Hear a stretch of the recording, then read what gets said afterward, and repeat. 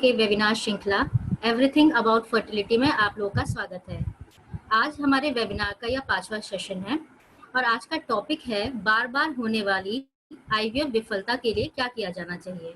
इसके बारे में जानकारी देने के लिए आज हमारे साथ उपस्थित हैं डॉक्टर सैयदा वसीम। आइए मैं आप लोग का इनसे परिचय करा देती हूँ। डॉक्टर सैयदा वसीम नोवा आईवीएफ फर्टिलिटी की फर्टिलिटी स्पेशलिस्ट हैं और वर्तमान में वह नोवा के लखनऊ ब्रांच में कार्यरत हैं। डॉक्टर सैयदा ने कानपुर के JSVM मेडिकल कॉलेज से MBBS किया और कई सब्जेक्ट्स में उन्होंने सर्टिफिकेट ऑफ ऑनर्स भी प्राप्त किया।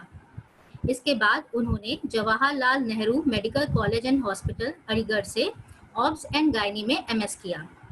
उन्होंने मशहूर endocrinologist and IVF specialist professor doctor Vaidyanath Chakraborty के गाइडेंस में कोलकाता के इंस्टीट्यूट ऑफ रिप्रोडक्टिव मेडिसिन से FNB कंप्लीट किया।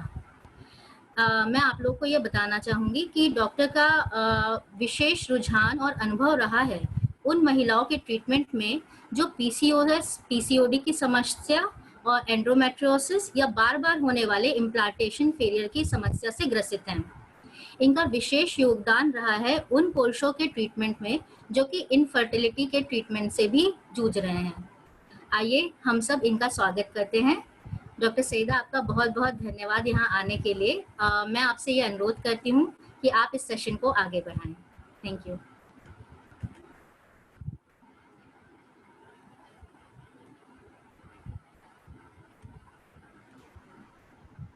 Thank you Ritika. मेरी आवाज आ रही है? हाँ, आवाज आ रही है। Thank you for the generous introduction और आप सभी व्यूअर्स का बहुत बहुत नमस्कार। आप सबका स्वागत है। आज हम लोग एक बहुत ही डिफिकल्ट टॉपिक को संबोधित करेंगे जिसमें हम बात करेंगे IVF फेलियर्स के लिए। IVF फेलियर में जाने से पहले मैं अपने सारे पेशेंट्स को, दर्शकों को ये बताना चाहती हूँ एक नटशेल में कि IVF क्या होता है। आज की डेट में सब लोग बहुत IVF की बात करते हैं कि भाई ये एक वंडर ट्रीटमेंट है और इससे सबको बच्चा हो जाता है। तो नो डाउट IVF एक वंडर ट्रीटमेंट है आज की डेट में भी। तो ऐसी क्या IVF में क्या करते हैं हम? IVF में एक सिंपल चीज जो हम करते हैं वो एक हस्बैंड के स्पर्म मिलाकर एक एम्ब्रियो बनाते हैं जिसको भ्रूण बोलते हैं और उस एम्ब्रियो को हम फीमेल के यूट्रस में वापस डाल देते हैं, गर्भाशय में डाल देते हैं। तो इस प्रोसीजर में जो शुरू का टाइमिंग होता है वो ऐसा होता है कि ऐसा लगता है कि नॉर्मल प्रेगनेंसी से थोड़ा अलग। नॉर्मल प्रेगनेंसी में यही चीज अंदर होती है और IVF प्रेगनेंसी में ये 3 से 5 दिन का कार्यक्रम बाहर होता है, लैब में होता है। उसके बाद वो सारी प्रेगनेंसी नॉर्मल प्रेगनेंसी की तरह ही होती है। IVF बहुत लोगों में सक्सेसफुल होता है लेकिन बहुत लोगों में सक्सेसफुल नहीं होता है। कुछ लोगों में एक फेलियर के बाद सक्सेस आ जाती है, कुछ में 2 के बाद आती है, कुछ में सक्सेसफुल अटेम्प्ट्स होते हैं और तभी सक्सेस नहीं आती है। तो आज हम उन पेशेंट्स की बात करेंगे या उन कारणों की बात करेंगे कि रिकरेंट, इसको एक इंग्लिश में टर्म बोलते हैं रिकरेंट इम्प्लांटेशन फेलियर, ताकि बार बार IVF का फेल होना। तो आज हम इसी टॉपिक पे बात करेंगे। ये टॉपिक उन पेशेंट्स के लिए तो बहुत इंपॉर्टेंट है जिनके 1 या 2 साइकिल्स IVF फेल हुई हैं और उन पेशेंट्स को जानने के लिए भी जरूरी है जो IVF के लिए कहीं इनरोल्ड हैं या हमारे सेंटर पे ही इनरोल्ड हैं और वो they are trying to seek the treatment for IVF। Next slide please.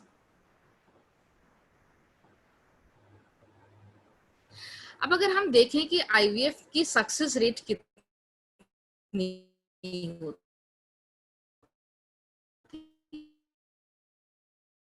है,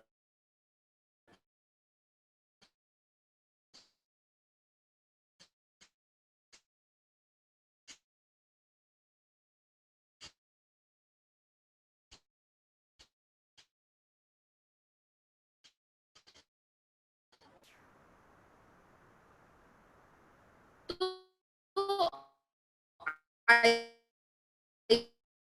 IVF की सक्सेस रेट ही 65% है। तो ये प्रोसीजर 100%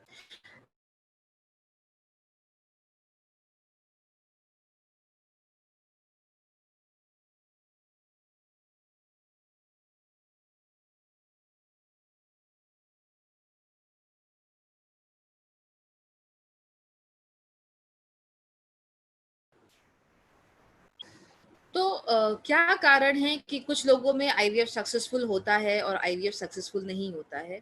उसमें जो बहुत जो कारण है उनमें मेन कारण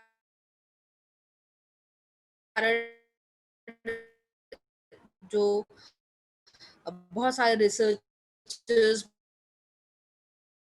बहुत सारे शो के बाद पता चला है वो है महिला की आयु, पिछली गर्भावस्था, उसकी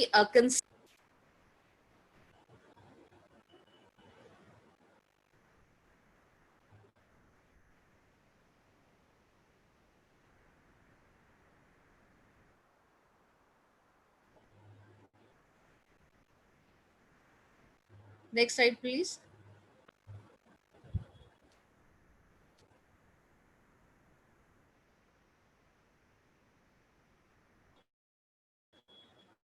इसमें जो महिला की आयु है ये एक बहुत बड़ा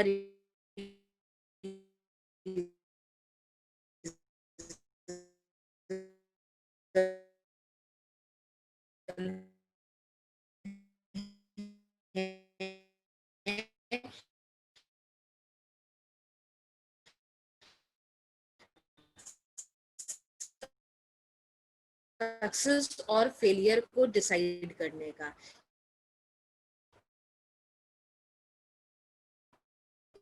इसीलिए हम लोग कहते हैं कि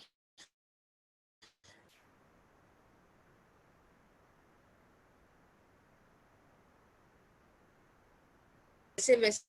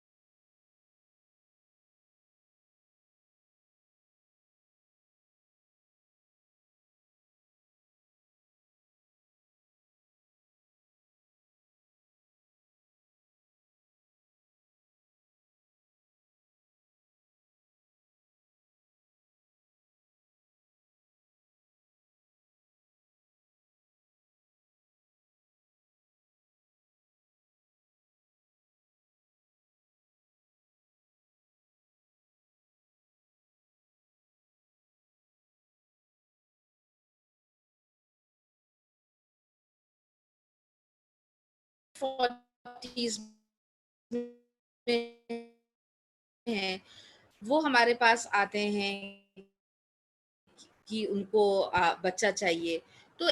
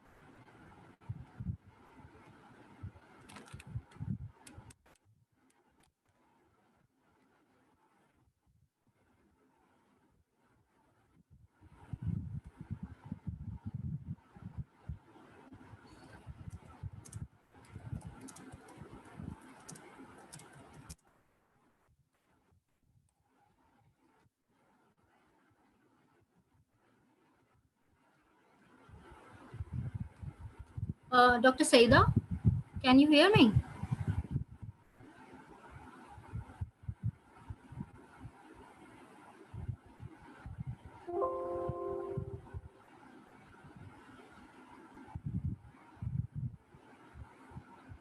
डॉक्टर सईदा, आप मुझे सुन पा रहे हैं क्या?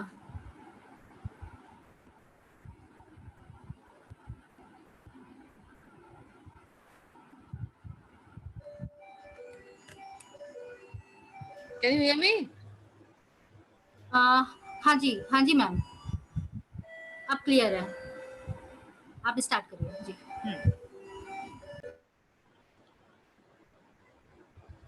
So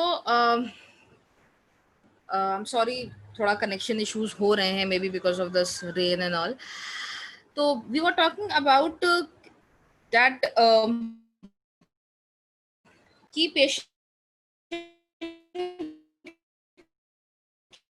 के एज का बहुत असर होता है. इससे कम में 42% से पार हो जाती है तो 12% चांसेस होते हैं. बट एनी विच वेज हमारे पास डोनर प्रोग्राम्स भी हैं जिसमें सक्सेस रेट भी हैं, 51% सक्सेस रेट है. लेकिन ये उन पेशेंट्स के लिए है जो खुद जिनके अंडे नहीं हैं या उनकी क्षमता बहुत कम हो गई है, वो हमारे इस प्रोग्राम में भी पार्टिसिपेट करते हैं. Next slide please. तो जैसे आप देख सकते हैं कि ये एक सिंपल सा चार्ट है जो बताता है कि फीमेल की एज कैसे इफेक्ट करती है प्रेगनेंसी होने के लिए. अगर आप एक नटशेल में पूछें, जो पुराने जमाने में लोग कहते थे कि भाई पहले बच्चा कर लो, तो ये सच है. The 24 25 is the best age. वो सबसे अच्छी एज होती है किसी भी फीमेल को कंसीव करने के लिए, प्रेगनेंसी होने के लिए. जैसे जैसे इस एज से आगे आगे एज बढ़ती है, चांसेस कंसीव करने के बहुत कम हो जाते हैं.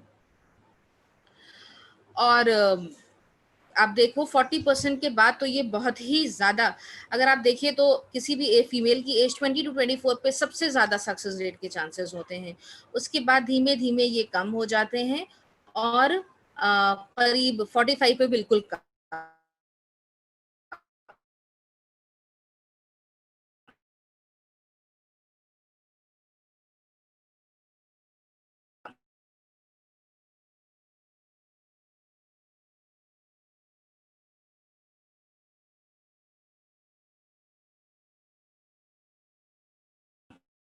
40 से ही, इनफैक्ट 35 से ही ये कम होने लगते हैं.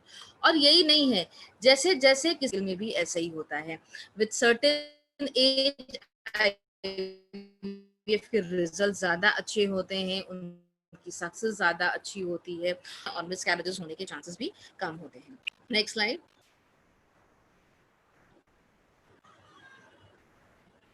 Next slide please.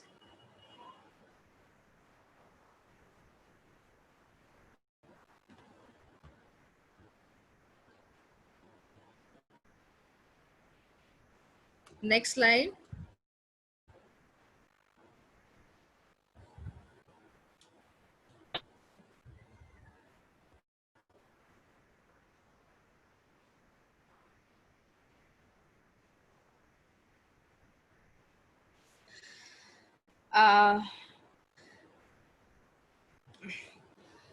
जीवन शैली भी एक बहुत इम्पोर्टेंट रोल प्ले करती है. पेशेंट के जीवन शैली भी एक बहुत इम्पोर्टेंट रोल प्ले करती है किसी पेशेंट के कंसीव होने की. जीवन शैली भी बहुत इम्पोर्टेंट रोल प्ले करती है किसी पेशेंट की सक्सेस या अनसक्सेस होने के. जैसे कि धूम्रपान, स्मोकिंग का बहुत नेगेटिव इफेक्ट होता है फर्टिलिटी पे. उसी तरह मोटापा, जो कि आजकल बहुत कॉमन है, जैसे पॉलीसिस्टिक ओवरीज और इन सारी कंडीशंस में, इसका भी बहुत ही नेगेटिव इम्पैक्ट होता है सक्सेसफुल और नॉन सक्सेसफुल डिसीजन में. इसीलिए जो भी पेशेंट हमारे पास आता है जिसको जो आईवीएफ के लिए प्लान्ड होता है या जिसके लिए हम और ट्रीटमेंट कर रहे होते हैं, आईवीएफ का ही नहीं, हम और भी जो ट्रीटमेंट फर्टिलिटी कर रहे होते हैं, हम उन हर पेशेंट से कहते हैं कि अपना वेट कम करें और अगर वो स्मोक करते हैं तो अपने स्मोकिंग को छोड़ दें. Next slide. Fertility clinic. Fertility clinic एक बहुत इम्पॉर्टेंट रोल प्ले करती है किसी भी पेशेंट की आईवीएफ की सक्सेस रेट के लिए। फर्टिलिटी क्लिनिक में हम यही नहीं देखते हैं कि क्यों, क्योंकि जब आप ट्रीटमेंट ले रहे होते हैं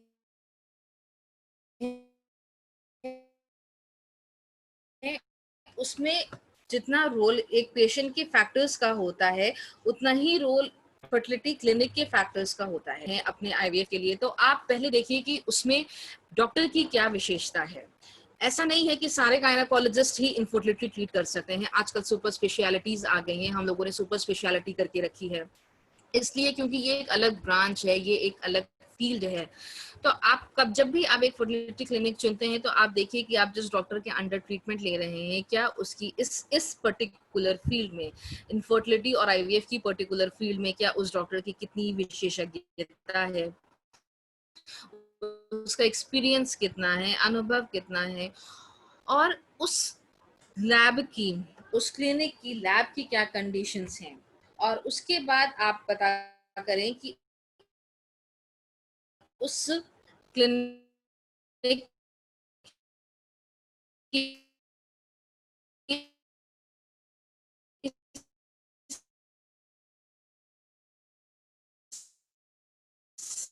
सक्सेस रेट कितनी है। ये एक कोई बहुत रॉकेट साइंस नहीं है। अगर आप हमारे सेंटर आते हैं तो वी ऑलवेज डिस्कस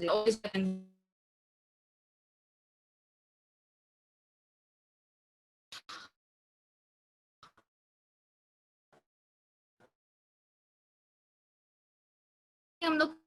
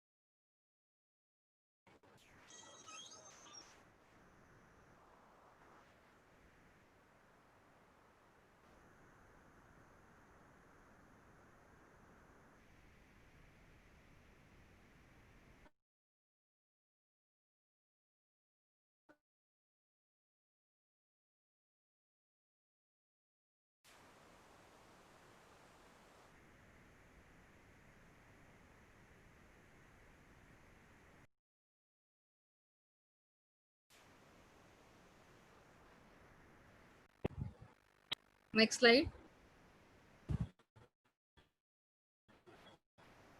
अच्छा, वो वाला दिख रहा है।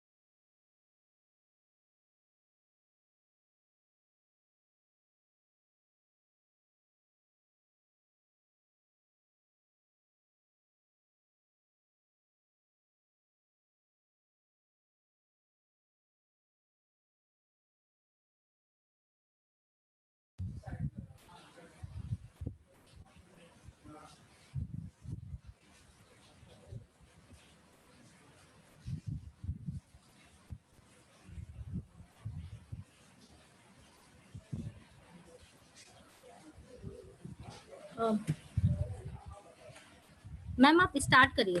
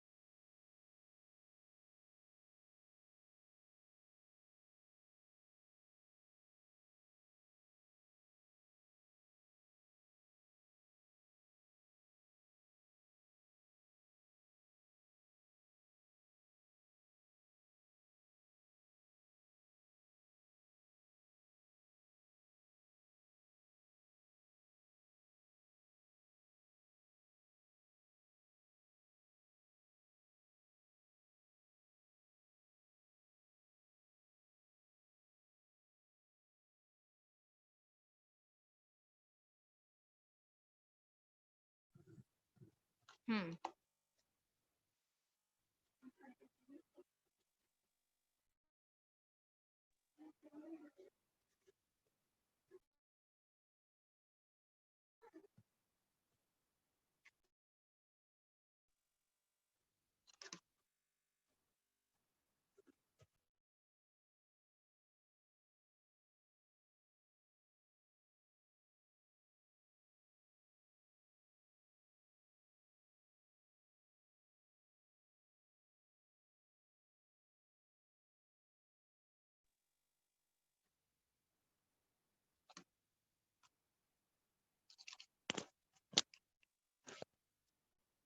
हाँ, दिख नहीं रहा लेकिन मेरे को। ओके।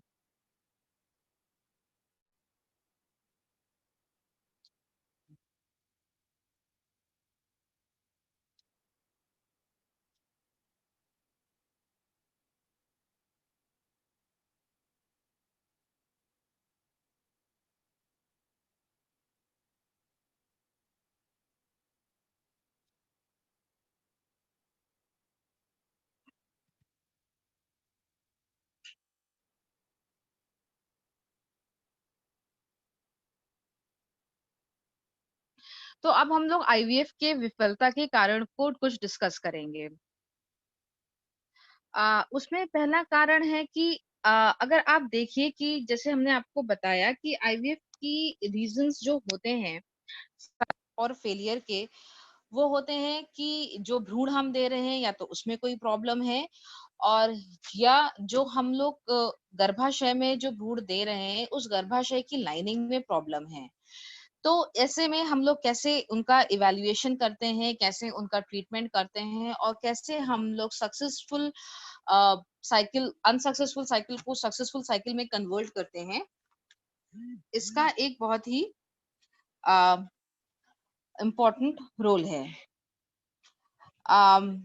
जैसे कि आपने देखा कि जो गैमीट होते हैं, जिसे जिससे हमारे भ्रूण बनते हैं, गैमीट क्या होते हैं? फीमेल के एग भी एक गैमीट है और मेल का स्पर्म भी एक गैमीट है।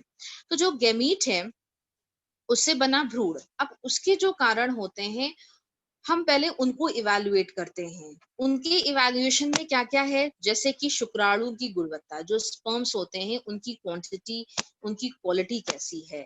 पैतृक आनुवंशिकी, जो कि इनहेरेंट प्रॉब्लम्स हैं, मैटरनल फैक्टर्स हैं, पैटर्नल फैक्टर्स हैं, उनकी क्या प्रॉब्लम है?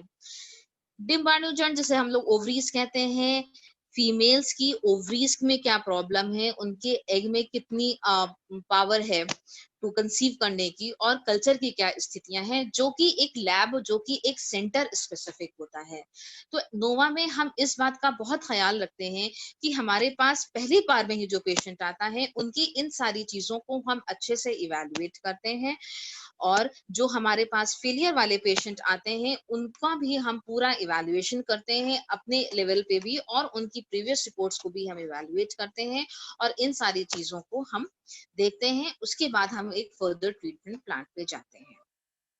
नेक्स्ट, जैसे कि हम बात कर रहे हैं स्पर्म फैक्टर्स की, तो जो शुक्राणु का डीएनए होता है, बहुत बार ऐसा होता है कि एक मेल्स में नंबर ऑफ स्पर्म्स ठीक है, लेकिन उनके अंदर इनहेरेंट प्रॉब्लम है। उस इनहेरेंट प्रॉब्लम को, जैसे हम लोग कहते हैं, कैसे हम पता करेंगे? भाई नंबर ठीक है, वो चल ठीक रहे हैं, सब कुछ ठीक लग रहा है, पर उससे सक्सेस नहीं आ रही है, बार-बार आईवीएफ फेल हो रहा है।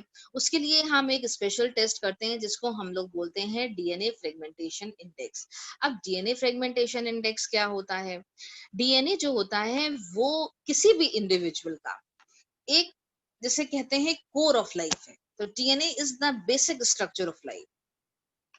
मेल फैक्टर्स में जो स्पर्म्स होते हैं वही डीएनए एक जनरेशन से दूसरी जनरेशन में जाता है, ठीक है?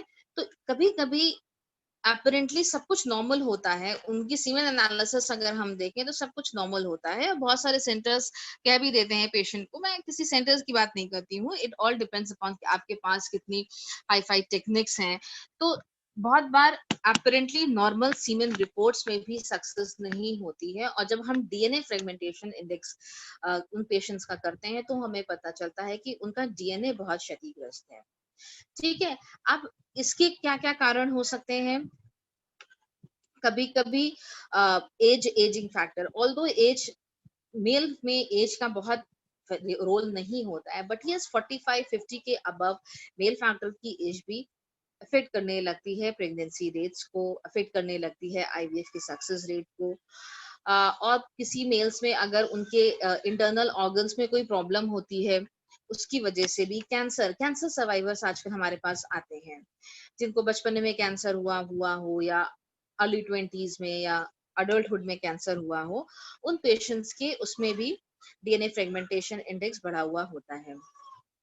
पोल्यूशन है, और बहुत सारा कैफीन का इनटेक, बहुत सारे रिक्रिएशनल मेडिसिन जो मेल मेंबर्स लेते हैं, उससे भी उनके डीएनए अफेक्टेड होते हैं। बढ़ा हुआ बीएमआई, वेट एक बहुत इंपॉर्टेंट इशू है आईवीएफ फेलियर का, मेल्स में भी और फीमेल्स में भी। इसीलिए आप जो भी पेशेंट्स हमारे सुन रहे हो आज, और who are planning to have a baby via natural pregnancy, via any treatment और via IVF, आप प्लीज सब लोग अपना वेट कम करने की कोशिश करें और स्मोकिंग छोड़ दें। शराब, धूम्रपान, बहुत ज्यादा टेम्परेचर में बहुत दिनों तक काम करना, ये सारे फैक्टर्स अफेक्ट करते हैं आईवीएफ सक्सेस रेट को। वेरिकोसील एक बहुत इंपॉर्टेंट मेडिकल कंडीशन है जो इनिशियली नहीं करती है। Not all varicoceles are responsible for infertility, but yes later stages में वेरिकोसील भी अफेक्ट करती है सक्सेस रेट भी और आईवीएफ के प्रेगनेंसी कंसेप्शन रेट भी और आईवीएफ सक्सेस रेट भी। Next slide please. अब ये तो एक फैक्टर हो गया गैमीट का फैक्टर। एक फैक्टर्स कुछ फैक्टर्स होते हैं जो अदर देन गैमीट और यूट्राइन फैक्टर्स होते हैं, उसमें जैसे एक होता है हाइड्रोसैल्पिंग्स। बहुत बार पेशेंट्स के ट्यूब में पानी भर जाता है। इसका रीजन हमारे देश में ट्यूबरकुलोसिस सबसे इंपॉर्टेंट रीजन है। पर ट्यूबरकुलोसिस कैसे किसी महिला के बच्चा करने की क्षमता को खत्म कर देता है ये पता नहीं चलता। ये एक साइलेंट बीमारी होती है, उस टाइम वो नहीं पता चलती है। बहुत सारे पेशेंट्स एक इसमें मैं एक सोशल मैसेज भी देना चाहूंगी कि बहुत सारे पेशेंट्स हमारे पास आते हैं जिनमें जो आते हैं हमारे पास और उनको they are not able to conceive और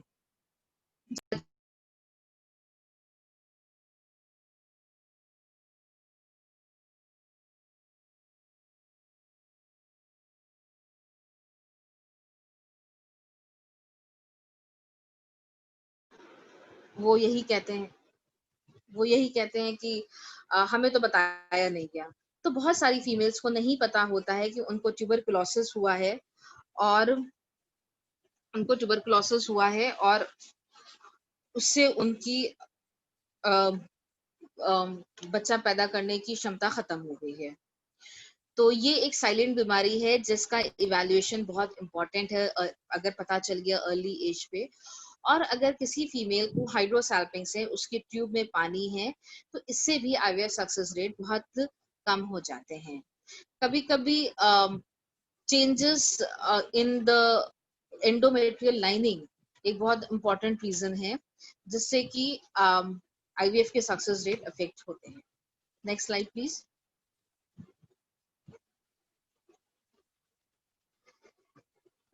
अब अगर किसी पेशेंट का विफलता हमें जाननी है तो उसके उपचार के क्या विकल्प हैं। उसके उपचार के विकल्प हमने आपको जैसे बताया कि दो चीजें हैं। Next slide. जब ये ऐसा होता है तो पेशेंट हमसे हमेशा पूछता है कि ऐसा क्यों हुआ, क्या मैंने भ्रूण को नुकसान पहुंचाने के लिए कुछ करा था, क्या इसका मतलब है कि मुझे फिर अब कभी बच्चा नहीं होगा। तो इसमें से ऐसा कुछ भी सच नहीं है। पहली बात हम अपने सारे पेशेंट से कहना चाहेंगे कि अगर किसी को बच्चा नहीं हो रहा है या उसने आईवीएफ ट्रीटमेंट भी ले लिया और वो सक्सेसफुल नहीं हुआ, तो please stop blaming yourself. Don't go into depression कि एक बार आपको आईवीएफ फेल हो गया है तो आईवीएफ फिर से फेल होगा ही। जो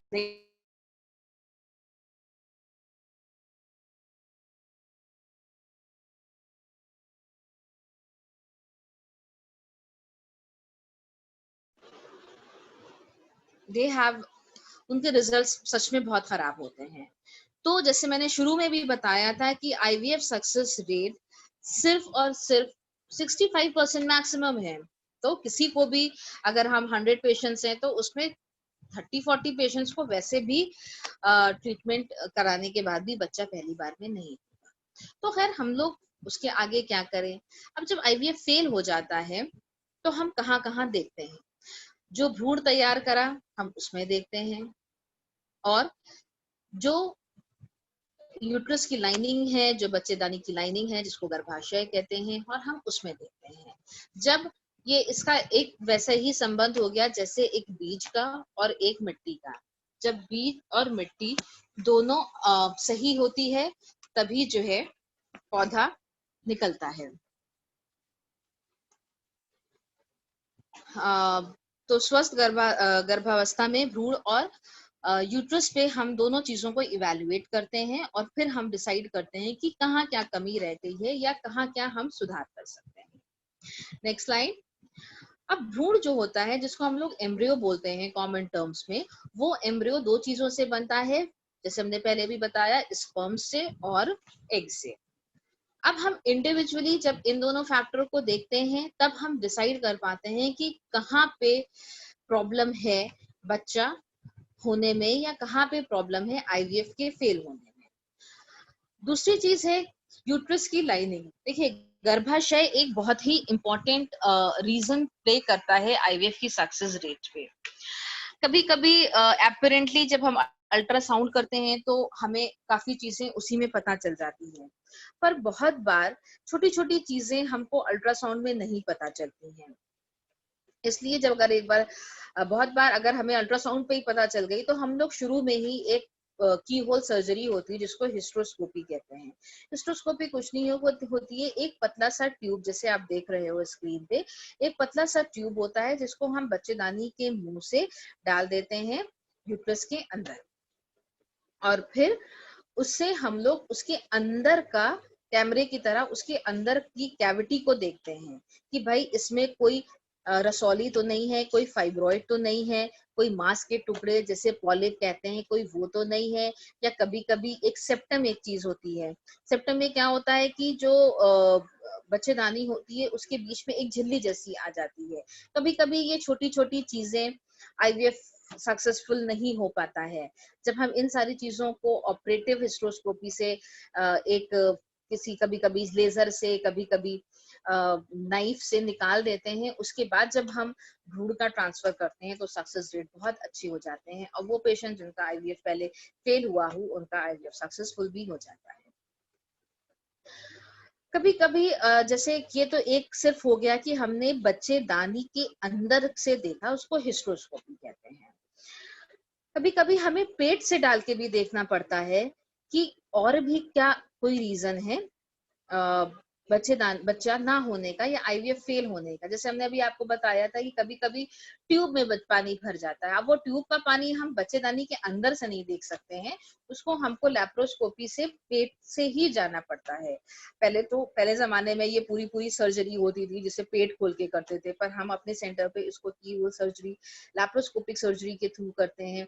अगर हम पाते हैं कि किसी का ट्यूब क्षतिग्रस्त है, एक तरफ हाइड्रोसैल्पिंग्स है या दूसरी तरफ पानी भरा हुआ है, तो हम उनको निकाल देते हैं और उसके बाद या उसकी क्लिपिंग कर देते हैं या वो ट्यूब ही निकाल देते हैं। और जब हम उसके बाद उसको ट्रांसफर करते हैं, एम्ब्रियो को ट्रांसफर करते हैं, तो हमें बहुत अच्छे रिजल्ट्स मिलते हैं।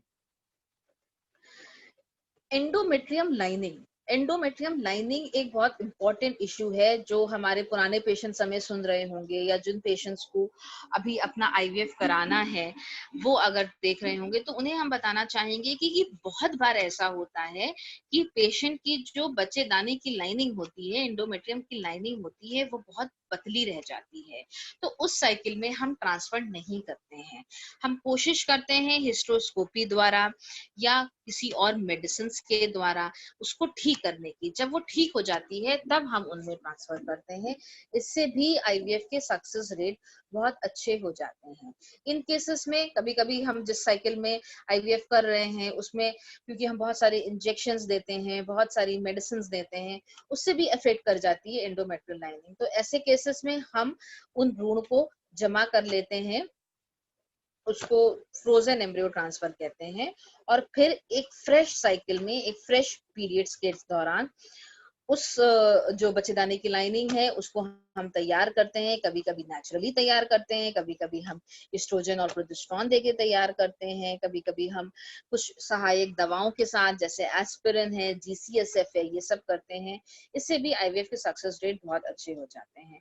कुछ पेशेंट्स को कभी कहा गया होगा कि आपको endometrial scratching, yes, endometrial scratching भी एक तकनीक है। हालांकि इसका रोल पहले बहुत था, अब कम हो गया है, बट फिर भी एंडोमेट्रियल स्क्रैचिंग भी एक बहुत अच्छा ऑप्शन होता है जिनको आईवीएफ फेलियर हो रहा है उनकी फर्दर सक्सेस के लिए। और आजकल नए नए तरीके के भी शोध आए हुए हैं जिसमें हम पीआरपी इन्फ्यूजन करते हैं, स्टेम सेल थेरेपी। हालांकि ये सब अभी बहुत ही इनिशियल फेजेस में है, लेकिन इन्होंने भी कुछ स्टडीज में कुछ प्रॉमिसिंग रिजल्ट्स दिए हैं। अब एक बहुत इम्पोर्टेंट एस्पेक्ट होता है कि भाई जो हम भ्रूण दे रहे हैं उसमें भ्रूण अच्छा है, अंडे जो यूट्रस है उसकी लाइनिंग भी अच्छी है, पर तभी बच्चा नहीं हो रहा है। तो ऐसे में कभी कभी क्या होता है, अगर आप ये स्क्रीन देख रहे हो, हालांकि ये थोड़ा साइंटिफिक हो गया है, हम आपको बहुत इजी लैंग्वेज में बताना चाहेंगे कि ये जो BL लिखा है ये ब्लास्टोसिस्ट है।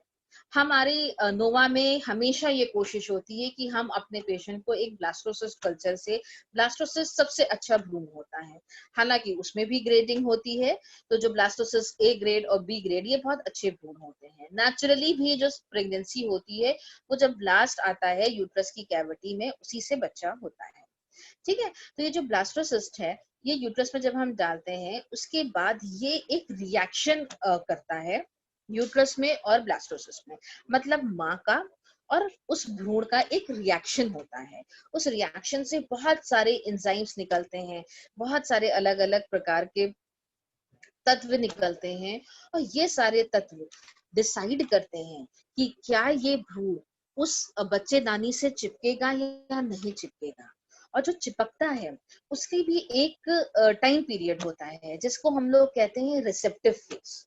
तो जो रिसेप्टिव फेज होता है वो 4-5 दिन का एक विंडो होता है, जब हम भ्रूण उस टाइम पे डालते हैं तभी वो उससे चिपकता है। अगर हमने भ्रूण उससे पहले डाल दिया या उसके बाद डाल दिया तो वो उस बच्चेदानी की लाइनिंग से नहीं चिपकेगा और आईवीएफ फेल हो जाएगा। हमारी कोशिश 90% केसेस में ये रिलेटिवली एक फिक्स्ड होता है, तो 90% केसेस में हम जिस हिसाब से ट्रांसफर करते हैं वो बैठ जाता है, सटीक रहता है। पर बहुत सारे केसेस में क्या होता है, या तो हम तो डाल रहे हैं नॉर्मल तरीके से, लेकिन पेशेंट के फैक्टर से वो बच्चेदानी की लाइनिंग अभी तैयार नहीं थी और हमने पहले डाल दिया, या हमने जब डाला तो वो बच्चेदानी की लाइनिंग उस विंडो से निकल चुकी थी और हमने बाद में डाला है। तो कभी कभी ये जो मिसमैच होता है ये भी आईवीएफ का फेलियर का रीजन बनता है। इसलिए वो पेशेंट जहाँ पे हमारे 1 या 2 फेलियर्स हो जाते हैं तो हम पेशेंट से ये कहते हैं, हम उनको ये ऑप्शन देते हैं कि आप एक एरा टेस्ट करा लो। एरा टेस्ट से हमें पता चल जाता है कि जो भ्रूण हम डाल रहे हैं बच्चेदानी में उस टाइम बच्चेदानी की उस भ्रूण को एक्सेप्ट करने की कैपेसिटी है या नहीं है। अगर हमारे रिजल्ट्स में आता है कि कैपेसिटी पहले थी तो हम उस तरीके से दवा देते हैं, और अगर हमारे में आता है कि कैपेसिटी बाद में है तो हम उस तरीके से दवाओं को मॉडिफाई करते हैं। तो एरा टेस्ट एक बहुत अच्छा टेस्ट है, और हम अपने दर्शकों को बताना चाहेंगे कि नोवा फर्टिलिटी पहला सेंटर था इंडिया में जो बाहर से ये तकनीक लेकर आया था। अगर आप इंटरनेट पे देखें, आप लोग अगर जैसे आजकल तो बहुत सारे पेशेंट्स आते हैं गूगल सर्च करके, तो एरा के बहुत सारे पेशेंट, बहुत सारे रिपोर्ट्स, बहुत सारे रिसर्चर्स पर्टिकुलरली नोवा के ही हैं। तो हम लोगों का ये एक एक्सपर्टीज है जो कि इंडिया में first and foremost Nova fertility में ही आया था, एरा टेस्ट। और आज की डेट में भी वो पेशेंट्स जो बार बार आईवीएफ फेलियर से ग्रसित होते हैं, जब हम उनको एरा टेस्ट के बाद ट्रांसफर करते हैं तो बहुत सारे पेशेंट में अराउंड 20-25% पेशेंट्स में ये रिजल्ट्स डेफिनेटली इम्प्रूव होते हैं। Next slide please. अब एक चीज आती है मैक्स। जैसे हमने आपको बताया था कि डीएनए फ्रेगमेंटेशन इंडेक्स या जो डीएनए क्षतिग्रस्त हो जाता है स्पर्म का, ये एक बहुत बड़ा रीजन होता है आईवीएफ फेलियर का।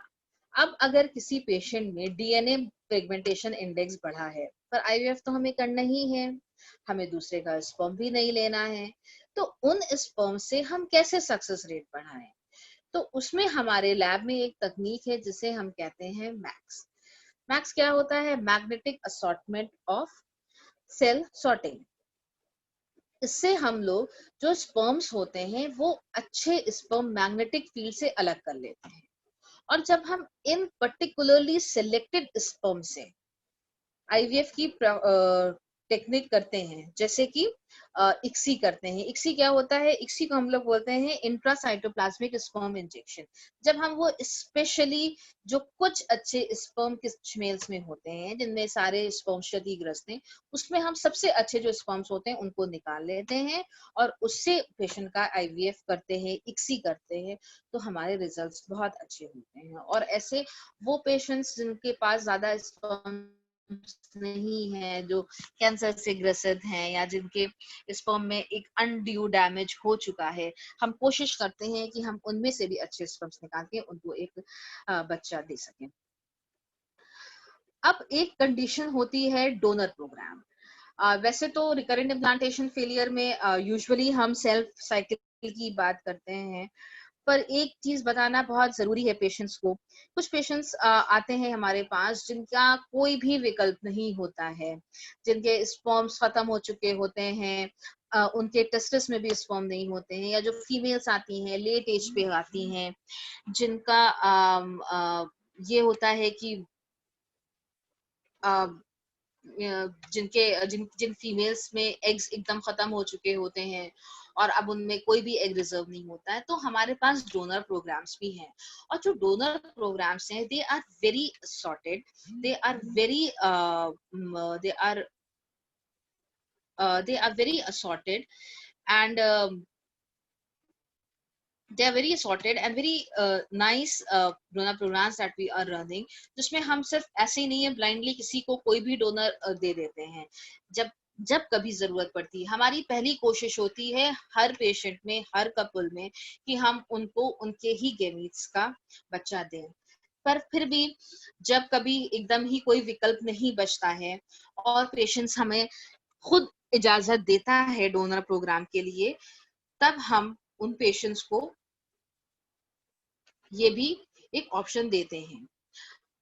जब हम डोनर चुनते हैं तो हम पेशेंट्स की बहुत सारी एजुकेशनल क्वालिफिकेशन, उसका ब्लड ग्रुप, उसके हेयर कलर, उसकी आई कलर, उसका स्किन कलर, ये सारी चीजें देखते हैं।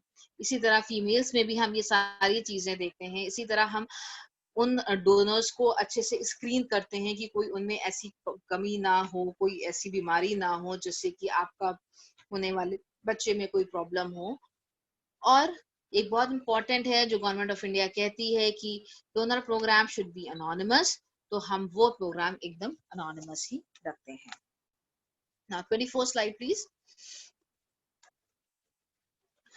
फिर भी हम अपने हर पेशेंट को काउंसल करते हैं कि भाई आपका आईवीएफ होना है, आपके कितने सक्सेस के चांसेस हैं। जैसे हमने बताया कि सक्सेस होने के चांसेस डिफरेंट पेशेंट्स में डिफरेंट हैं, depending upon their age, upon their quality of sperm, quality of egg, उनका पहले previous pregnancy थी या नहीं थी, या उसका क्या हिस्ट्री है। फिर भी हर बार पेशेंट यही कहता है मेरा आईवीएफ असफल क्यों हुआ, ये किसका दोष है, यूट्रस का या एम्ब्रियो का। तो हम हमेशा पेशेंट से यही कहते हैं कि भाई वी विल इवैल्यूएट कहाँ क्या कमी रह गई है। बट बहुत बार ऐसा होता है इन कमियों के बावजूद भी आईवीएफ सक्सेसफुल नहीं होता है। अब जो नेक्स्ट स्लाइड है 25, उसमें हम ये आपको बताना चाहेंगे कि 90% ऑफ द टाइम्स हम जो पेशेंट को भ्रूण देते हैं उसका जो इवैल्यूएशन होता है, उस एम्ब्रियो का जो इवैल्यूएशन होता है, वो मैनुअल होता है। जो डॉक्टर्स होते हैं, जो लैब टेक्नीशियन, जो एम्ब्रोलॉजिस्ट होते हैं, वो मैनुअली देख के हम लोग एम्ब्रियो ट्रांसफर करते हैं, हमारी ग्रेडिंग्स होती हैं। लेकिन बहुत बार नहीं, काफी बार ये इवैल्यूएशन उतना कंप्लीट नहीं होता है, खास करके उन पेशेंट्स में जिनमें बार बार आईवीएफ फेल हो रहा है। तो उन पेशेंट्स को हम एक टेक्निक है जो बताना चाहते हैं। नेक्स्ट स्लाइड 26, जहाँ पे हम उस पर्टिकुलर भ्रूण को, उसमें से एक सेल निकालकर उसकी बायोप्सी करते हैं और फिर देखते हैं कि इसमें क्या कमियां हैं। इसको हम लोग पीजीटी बोलते हैं। और जो पीजीटी होता है, यहाँ पे समान भ्रूण और इसमें हम लोग जो नॉर्मल एम्ब्रियोज होते हैं उसमें एन्यूप्लॉइडी देखते हैं। एन्यूप्लॉइडी क्या होती है? एन्यूप्लॉइडी होती है जो नंबर ऑफ क्रोमोसोम्स जो होते हैं वो होते हैं। नॉर्मली 46 क्रोमोसोम होते हैं सब में, जिसमें मेल्स में 44XY होता है और फीमेल्स में 44XX होता है। तो बहुत बार जो भ्रूण होते हैं उनमें ये नंबर ही खराब होते हैं, जो कि हम विजिबल आई से नहीं देख सकते हैं या माइक्रोस्कोप में भी नहीं देख सकते। इसके लिए हमें उस पर्टिकुलर एम्ब्रियो के एक सेल को निकाल कर उसकी बायोप्सी ही करनी पड़ती है। इसको पीजीटी कहते हैं। बहुत बार क्या होता है कि पीजीटी में हमें पता चल जाता है कि ये एम्ब्रियो में सेल नंबर ठीक नहीं है या इसमें कोई प्रॉब्लम है, तो उस केसेस में हम वो एम्ब्रियोज ट्रांसफर नहीं करते हैं। तो समझ लीजिएगा कि किसी पेशेंट के 8 या 10 एम्ब्रियो हैं, हमने उसका पीजीटी करा, उसमें 5 एम्ब्रियो में प्रॉब्लम निकल आई, एन्यूप्लॉइडी निकल आई और 5 एम्ब्रियो ठीक हैं। तो जो हम 5 एम्ब्रियो हैं अच्छे वाले, अब वही ट्रांसफर करेंगे, तो उससे प्रेगनेंसी का टाइम कम हो जाता है। फेलियर जो पहले हो रहे थे, शायद जो हम पहले एम्ब्रियो दे रहे थे वो एन्यूप्लॉइड एम्ब्रियो थे, उसकी चांसेस हम कर देते हैं। तो इस तरीके से जो रिजल्ट्स होते हैं वो बेहतर हो जाते हैं। Next slide 27। आप देखो, दो तरीके की भ्रूण की बायोप्सी होती है, जिसको डे 3 पे और डे 5 पे, पर आज की डेट में ज्यादातर सेंटर और खास करके हम नोवा पे डे 5 पे ही ब्लास्टोसिस्ट की ही हम बायोप्सी लेते हैं। ब्लास्टोसिस्ट की बायोप्सी का एक फायदा होता है, तो डे 3 की बायोप्सी होती है ना, उसमें एक अंदर का जो सेल होते हैं ना वो हम लेते हैं। अब यही सेल बाद में बच्चा बनाते हैं, तो बहुत मिनिमम रिपोर्ट्स हैं कि इससे बच्चे में शायद कोई प्रॉब्लम हो। तो आज की डेट में हम ब्लास्टोसिस्ट की बायोप्सी लेते हैं। इसमें जो अंदर के सेल्स हैं उनमें प्रॉब्लम नहीं होती है, उसको हम छूते ही नहीं है, हम बाहर के सेल से ही पता सब कर लेते हैं और ये एम्ब्रियो फ्रीज कर देते हैं जब तक कि रिजल्ट आता है। उसके बाद हम लोग फ्रोजन ट्रांसफर से अच्छे एम्ब्रियो जिनमें एनीप्लॉइडी नहीं है, जो नॉर्मल एम्ब्रियोस हैं, उनको करते हैं और उससे बहुत अच्छे सक्सेस रिजल्ट्स हमने पाए हैं। लेकिन ये एक एडिशनल प्रोसीजर है, हम फिर अपने पेशेंट्स को बताना चाहेंगे, ये रूटीन में नहीं है, क्योंकि इसमें दो चीजें हैं। एक तो ये इन्वेसिव प्रोसीजर है, हमें उसी एम्ब्रियो की बायोप्सी करनी पड़ती है जो बाद में बच्चा करता है, और दूसरा ये एक कॉस्टली प्रोसीजर भी है। तो जहां जरूरत होती है, अगर किसी फीमेल की एज बहुत ज्यादा है, मेल की एज बहुत ज्यादा है, और किसी पेशेंट्स में रिकरेंट मिसकैरेज हो रहे हैं, बार बार बच्चा गिर रहा है, या उसी फैमिली में कोई जेनेटिक हिस्ट्री है, उसी में हम करते हैं, और आईवीएफ फेलियर के केसेस में करते हैं। इसके बावजूद हमारे पास बहुत सारे पेशेंट आते हैं, वो कहते हैं आपने पहली बार हमारा पीजीटी क्यों करा, क्या ये 100% सक्सेसफुल है, क्या ये एक अतिरिक्त प्रक्रिया है, या हमारा अगर सारे एम्ब्रियोस खराब हैं तो हम क्या करें। तो इसका जवाब यही है कि पीजीटी एक इन्वेजिव प्रोसीजर है, पीजीटी एक कॉस्टली प्रोसीजर है, इसीलिए हम इनिशियली सब पेशेंट्स का नहीं करते हैं, और ये 100% सक्सेसफुल भी नहीं है। जैसे हमने आपको बताया, ये सिर्फ बताता है कि कौन सा एम्ब्रियो अच्छा है, कौन सा एम्ब्रियो खराब है, ये अच्छे एम्ब्रियोस बना नहीं सकता है। तो अगर किसी पेशेंट के सारे ही एम्ब्रियोस खराब हैं, तो I am afraid we can not increase the success rate, फिर हम उसमें कुछ नहीं कर सकते हैं। हाँ, जिन पेशेंट्स में कुछ एम्ब्रियो अच्छे हैं, कुछ एम्ब्रियो खराब हैं, उनमें हम डेफिनेटली अच्छे एम्ब्रियो ही ट्राई करते हैं, अच्छे एम्ब्रियो ही ट्रांसफर करते हैं, और इससे 100% तो नहीं, पर सक्सेस रेट काफी बढ़ जाते हैं। तो आज पे हम अपने पेशेंट से यही कहना चाहेंगे कि आईवीएफ एक टेक्निक है जो पहले बहुत कॉम्प्लिकेटेड थी, बट आज की डेट में ये बहुत इजी हो गई है, बहुत अफोर्डेबल हो गई है, और इसके बहुत अच्छे सक्सेस रिजल्ट्स हो गए हैं। बट स्टिल आईवीएफ कोई 100% सक्सेसफुल गारंटी ट्रीटमेंट नहीं है। पेशेंट्स के फेलियर भी होते हैं, पेशेंट्स को हार्ट ब्रेक भी होते हैं। इसलिए जब कभी किसी पेशेंट का आईवीएफ फेल हो, तो मैं उनसे यही कहना चाहूंगी कि आप जब नेक्स्ट साइकिल में चुनिए, तो आप एक अच्छा सेंटर चुनिए, एक अच्छा डॉक्टर चुनिए, आप नेगेटिविटी में मत आइए। बहुत सारे पेशेंट्स होते हैं जो पहली बार में सक्सेसफुल नहीं होते हैं, दूसरी तीसरी बार में सक्सेसफुल नहीं होते हैं, पर फोर्थ फिफ्थ अटेम्प्ट में सक्सेसफुल हो जाते हैं। तो जहाँ चाह है वहाँ राह है। आप अच्छे से अपना ख्याल रखें। जो भी प्रेगनेंसी आप कंसीव करने की कोशिश कर रहे हैं, अगर आपको इनफर्टिलिटी है, तो लाइफ स्टाइल मॉडिफिकेशन अभी से स्टार्ट कर दीजिए। आप अभी से कर लीजिए कि आप स्मोकिंग छोड़ेंगे, आप वेट लॉस करेंगे, और जल्द से जल्द अपने हमारे सेंटर पे आइए, और आपकी जो भी प्रॉब्लम्स हैं, we will try to solve them out. और अगर आपका आईवीएफ फेल होता है तो उसमें निराश नहीं होइए, there is always a next chance, जिसमें हम पूरी कोशिश करते हैं कि हम पता कर सकें कि क्या रीजन है और क्या हम उसमें कर सकते हैं। आप लोग का बहुत बहुत धन्यवाद। अब अगर आप लोग के कोई प्रश्न हो तो आप प्लीज हमसे पूछें, और हम कोशिश करेंगे आपको सॉल्व करने की। रितिका। हाँ, बहुत बहुत धन्यवाद मैम आपका। थोड़ा शुरुआत में खराब मौसम के चलते कनेक्टिविटी इशू रहा है, तो इसके चलते हम सभी व्यूअर से क्षमा मांगते हैं। डॉक्टर, मैं आपसे ये अनुरोध करती हूँ कि जो सवाल व्यूअर्स पूछ रहे हैं आप उनका आंसर दें। मेरी स्क्रीन पे एक व्यूअर का क्वेश्चन आया है मैम, वो ये पूछती हैं कि please tell the chances of conceiving through IUI। Through IUI। जी। देखिए, IUI एक बहुत ही आई वुड से कि ये एक बहुत ही सिंपल टेक्निक है, जैसे कि normal. Ritika, can you hear me? Hello, am I audible? जी मैम सुन। ओके। हाँ, I can hear you ma'am. Okay.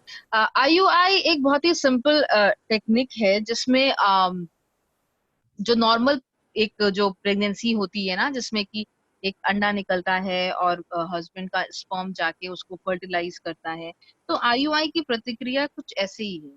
बस उसमें हम लोग क्या करते हैं कि नॉर्मली प्रेगनेंसी में एक अंडा निकलता है और एक स्पर्म ही जाके उसको पेनिट्रेट करके फर्टिलाइज करके एग बना एम्ब्रियो बना के बच्चा करता है। इसमें क्योंकि पेशेंट्स को इनफर्टिलिटी होती है, तो इसमें हम चांसेस बढ़ा देते हैं थोड़े से हम एग्स की क्वांटिटी बढ़ा देते हैं और स्पर्म्स को एक जगह पे कंसंट्रेट करके यूट्राइन कैविटी में डाल देते हैं। तो क्योंकि हम इसमें कुछ बहुत ज्यादा इन्वेजिव नहीं करते हैं, इसलिए as compare to IVF, IUI के सक्सेस रेट्स काफी कम है। And if you go by the statistics, तो अगर हम सेल साइकिल की बात करें तो it is like 12 to 13%। And और अगर आप डोनर साइकिल्स की बात करें तो 15 to 20%। तो 20% एक बहुत ही स्ट्रेच्ड मैक्सिमम लिमिट है IUI की success. Thank you ma'am. Ma'am next viewer ये जानना चाहते हैं, वो बोलती हैं कि मेरी एज 48 ईयर्स है, क्या मैं माँ बन सकती हूँ? आप बिल्कुल माँ बन सकती हैं। एज डेफिनेटली, देखिए, एज के साथ दो फैक्टर्स, जैसे हमने अपने प्रेजेंटेशन में भी बताया कि एक एग का रिजर्व और एक यूट्राइन फैक्टर, ये दो फैक्टर्स बहुत इंपॉर्टेंट होते हैं पता करने के लिए, असेस करने के लिए कि कौन पेशेंट बच्चा माँ बन सकता है या नहीं। यूजुअली 48 की एज पे हम एक्सपेक्ट करते हैं कि आपका एग का रिजर्व खत्म हो जाएगा। हालांकि एक्सेप्शनल केसेस में हमारे ही सेंटर पे एक पेशेंट थी जिसकी अपने एक से बहुत एडवांस एज में प्रेगनेंसी हुई थी, बट ये एक बहुत एक्सेप्शनल सर्कमस्टांसेस होते हैं। 48 की एज पे अगर आपके यूट्रस फैक्टर ठीक है, तो डेफिनेटली डोनर प्रोग्राम से आप मां बन सकती हैं। बट यू नेवर नो, हो सकता हो आप एक उस एक्सेप्शनल उससे भी हो सकता है कि आप हो जाए। तो डेफिनेटली आपका लेकिन हाँ, IVF एक टेक्निक है जो करना ही पड़ेगा। अब इस टाइम पे हम ये नहीं कहेंगे कि आप दवाओं से या IUI से ही प्रेग्नेंट हो सकती हैं। अगर आपकी एज 48 है, आप डेफिनेटली माँ बन सकती हैं, लेकिन आपको बहुत जल्दी जाना होगा, अपना इवैल्यूएशन कराना होगा, और बहुत चांसेस हैं कि आपको एक डोनर की जरूरत। धन्यवाद मैम। नेक्स्ट व्यूअर ये जानना चाह रही हैं कि मेरा 2 बार IVF फेल हुआ है और मुझे डॉक्टर ने बोला है कि मेरा एग रिजर्व कम है, तो मेरा अब आगे का क्या प्लान होना चाहिए, क्या विकल्प है हमारे मेरे लिए? देखो, IVF फेल होना, 2 बार IVF फेल होना और एग रिजर्व कम होना, डेफिनेटली ये एक इंडिकेशन होता है कि क्यों IVF फेल हो रहा है। जैसे कि हमने बताया कि एग रिजर्व एक बहुत इंपॉर्टेंट मार्कर होता है, जिससे हमें IVF की सक्सेस रेट और IVF की फेलियर रेट का वो होता है। तो लेकिन अब देखो, दो चीजें होती हैं। अगर किसी पेशेंट का एग रिजर्व कम है और उसके 2 IVF फेल्स हैं, तो बहुत बार हम कुछ मेडिसिन से उसके एग से भी कंसीव हो जाते हैं वो पेशेंट, उनके IVF सक्सेस रेट अपने एग से भी हो जाते हैं। और अब अगर एकदम ही खराब है और एकदम ही एग नहीं मिल रहे हैं, तो डोनर प्रोग्राम से भी सक्सेसफुल होते हैं। लेकिन ये एक मैं आपको बता रही हूँ, there are 2 chances, 2 reasons, broadly speaking, आपके एग रिजर्व पे। कभी कभी क्या होता है कि हम सिर्फ एक चीज पे ही फोकस कर रहे हैं कि भाई एग रिजर्व कम, और हम यूट्राइन फैक्टर को देख ही नहीं रहे, या हम मेल फैक्टर को देख ही नहीं रहे। तो अगर ऐसा है तो आप आइए हमारे सेंटर, आपका हम पूरा इवैल्यूएशन करेंगे, और उसके बाद हम डिसाइड कर सकते हैं कि क्या फर्दर आपकी एक्सी प्रेगनेंसीज हो सकती हैं या हमें डोनर प्रोग्राम की जरूरत है। Further evaluation will definitely give a result. और ऐसा नहीं है कि अगर आपके 2 IVF फेल हैं तो फिर आपके चांसेस नहीं, you definitely stand a chance कि आपको बच्चा हो। Thank you ma'am. अब मैं ये यहाँ पे उपस्थित अपने लोगों को ये याद दिलाना चाहती हूँ कि कल का जो टॉपिक है वो है IVF के बुनियादी स्टेप, और इसको लेंगी डॉक्टर मीनाक्षी गुप्ता। और मैं आप लोगों से ये निवेदन करती हूँ कि इसमें भाग लेने के लिए आप शाम 4:30 बजे कल लॉगिन करें और अपने संदेह को मिटाएं। यदि आपका कोई भी प्रश्न हो तो वह आप हमें allaboutfertility@novaivffertility.com पर मेल करके भी पूछ सकते हैं।